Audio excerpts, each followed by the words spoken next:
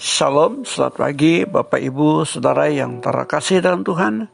Firman Tuhan pagi ini terambil dalam kitab Hosea pasal 11 ayat 1 sampai 11 dengan mengatakan, "Masakan aku membiarkan engkau, hai Efraim, menyerahkan engkau, hai Israel?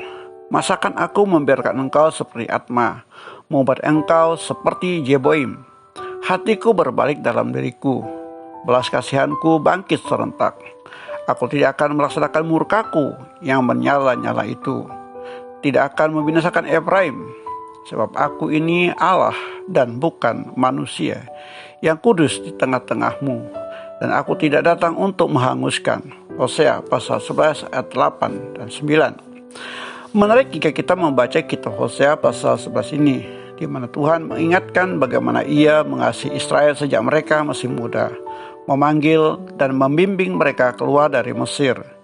Ia mengajari mereka berjalan, mengangkat mereka dan menyembuhkan.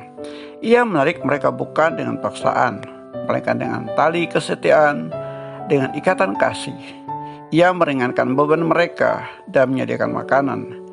Ini adalah inisiatif kasih ilahi yang murni tanpa syarat. Ayat 1 sampai 4.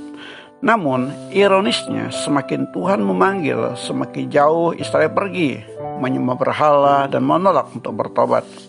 Akibat penolakan ini, konsekuensi yang menyakitkan harus mereka hadapi, pembuangan dan kehancuran oleh musuh. Umat Tuhan betah dalam membelakangi aku, memilih jalan yang menjauh dari Tuhan.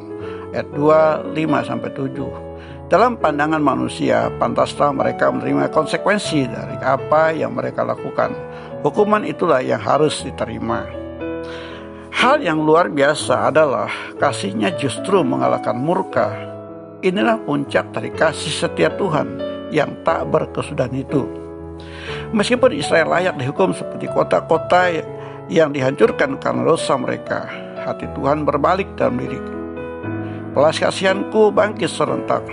Tuhan menyatakan, "Aku ini Allah dan bukan manusia, yang kudus di tengah-tengahmu. Dan aku tidak datang untuk menghanguskan." Kesuciannya tidak menghancurkan, melainkan untuk menebus. Meskipun ada konsekuensi, janji pemulihan tetap ada. Mereka akan kembali mengikuti Tuhan, dan Ia akan mengumpulkan serta menempatkan mereka dari rumah-rumah mereka. Ayat 8-11. Dari renungan ini kita belajar tentang kasih Allah yang tak berkesudahan. Sama seperti Israel, kita pun seringkali gagal, berpaling dari jalannya, dan melakukan dosa. Namun Hosea pasal 11 mengingatkan kita bahwa kasih Allah itu lebih besar dari segala kesalahan kita. Dia adalah Bapa yang penuh kasih, yang meskipun harus menegakkan keadilan, hatinya selalu rindu untuk memulihkan dan mengampuni. Mari kita menyadari betapa besarnya kasih Allah ini dalam hidup kita. Sudahkah kita merespon kasih-Nya dengan ketaatan dan kesetiaan? Atau kita masih terus menjauh darinya? Tuhan selalu membuka tangannya untuk menyambut kita kembali, karena belas kasihan-Nya tak pernah berkesudahan.